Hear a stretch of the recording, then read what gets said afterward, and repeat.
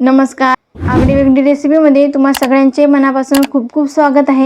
तर सगळ्यात आधी तुम्हाला डॉक्टर बाबासाहेब आंबेडकर यांच्या जयंतीनिमित्त खूप खूप शुभेच्छा. यांच्या जयंतीनिमित्त स्पेशल बासुंदी पुरी बनवणार आहोत. रेसिपी खूप सोपी आहे. बघा, मस्त इथं दाटसर अशी क्रीमी रिच बासुंदी बनवून तयार होते आणि त्यासोबत मस्त टम्म फुगलेली पुरी बनवून तयार होते. अजिबात वातड झालेली नाही आणि कमी तेलकट ही पुरी होते. तर त्यासाठी तुम्हाला व्हिडिओ संपूर्ण बघायचा आहे. अजिबात कुठे स्किप करू नका. तुम्ही पहिल्याच प्रयत्नात बासुंदी आणि पुरी करायला शिकाल, तर तुम्हाला त्यासाठी व्हिडिओ संपूर्ण असा बघायचा आहे. डॉक्टर बाबासाहेब आंबेडकर यांच्या जयंतीला तुम्ही नक्की ही बासुंदी पुरी बनवून खा. चवीला खूप छान लागते. यामध्ये आपण कोणतेच साहित्य असे मिसळले नाही तरीसुद्धा ही दाटसर होते. तर आपण लगेच सुरुवात करूया रेसिपीला. पण तुम्ही जर का चॅनलवर नवीन असाल तर पटकन सबस्क्राईब करा आणि त्याचबरोबर बेल आयकॉन हिट करून ऑल सिलेक्ट करा.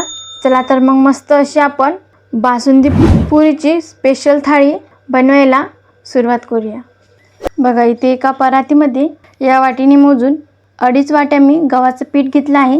बघा, चवीप्रमाणे मीठ घालूया आणि 1 चमचा तेल घालायचं.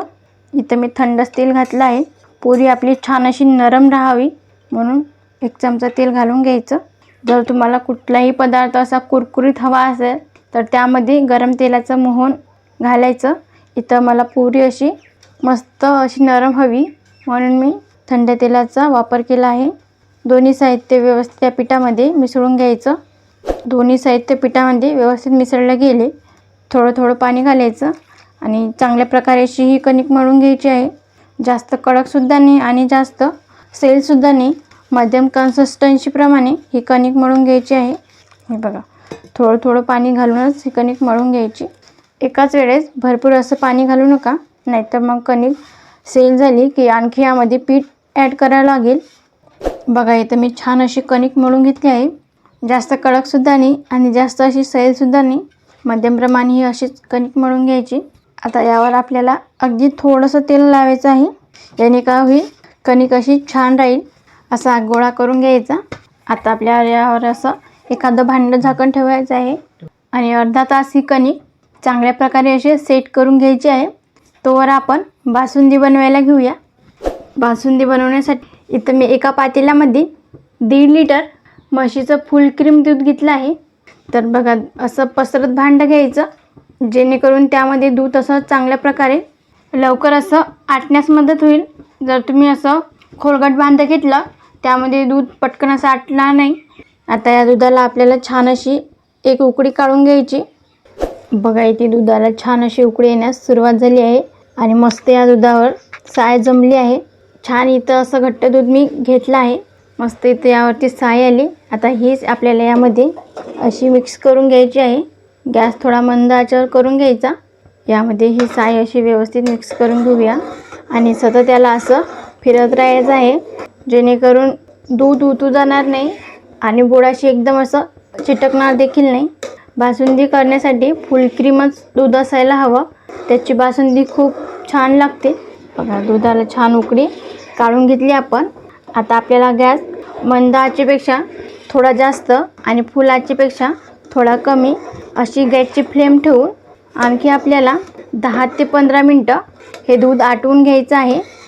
इथे मी 15 मिनटे दूध छान हे आटवून घेतलं आहे. दूध चांगल्या प्रकारे एकसंध होण्यास सुरुवात झाली आहे. आणखी आपल्याला हे 5 ते 6 मिनटं दाटसर होईपर्यंत हे दूध आटवून घ्यायचं आहे. बघा, आणखी हे दूध मी 5-6 मिनटं आटवून घेतलं आहे. छान याला एकसंधपणा आला आहे. तर यामध्ये आपल्याला बाकीचे साहित्यसुद्धा घालून घ्यायचे आहे. तर इथे माझ्याकडे 4 चमचे साखर आहे, हे मी यामध्ये घालून घेते. आता ही साखर आपल्याला व्यवस्थित अशी विरघळून घ्यायची आहे. डॉक्टर बाबासाहेब आंबेडकर यांच्या या जयंतीला तुम्हीसुद्धा मस्त अशी दाटसर बासुंदी आणि पुरी माझ्या पद्धतीने नक्की एकदा ट्राय करा. साखर विरघळून घेतली आहे. आता यामध्ये आपल्याला 1 चमचा वेलची पूड घालायची आणि इथे माझ्याकडे काजू बदामाचे तुकडे आहे, हे घालून घेते मी. तर दुधाची इथं मी प्लेन बासुंदी बनवत आहे.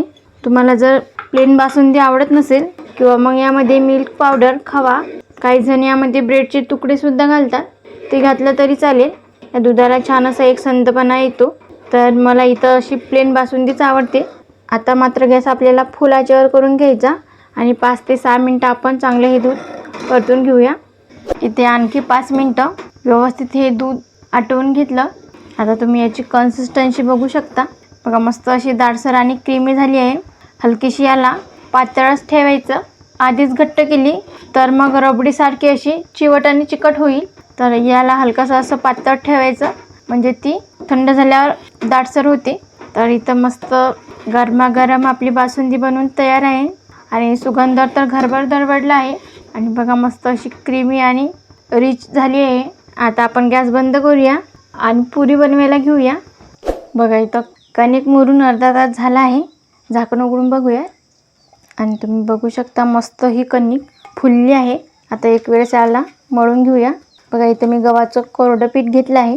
एक वेळेस याला मळून घेतलं. आता आपल्याला कणकेचा एक असा गोळा घ्यायचा जेवढा आपण रोजच्या चपातीसाठी घेतो तेवढा. इथे तुम्हाला पुरी करण्यासाठी एक मी साधी सोपी ट्रिक सांगते. चपातीसाठी जेवढा आपण उंडा घेतो तसा घ्यायचा. याला कोरडं पीठ लावून घ्यायचं. इथं एक मी पोळपाट घेतला आणि इथं लाटणं आहे. आता आपल्याला पोळपाट भरून एवढी पोळी लाटून घ्यायची आहे. माझ्यासारख्या पद्धतीने जर तुम्ही पोळ्या करायला घेसाल तर तुमचा वेळसुद्धा खूप वाचेल. बघा अशी पोळपाट भरून पोळी लाटून घ्यायची एकसारखी. बघा छान पोळपाट भरून पोळी मी लाटून घेतली इथे. आता इथे माझ्याकडे डब्याचं झाकण आहे. या झाकणाने मी गोल गोल अशा पुऱ्या करून घेते.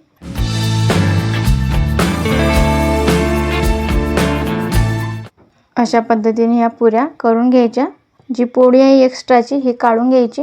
एक एक पुरी लाटण्यापेक्षा ही खरंच खूप सोपी पद्धत आहे.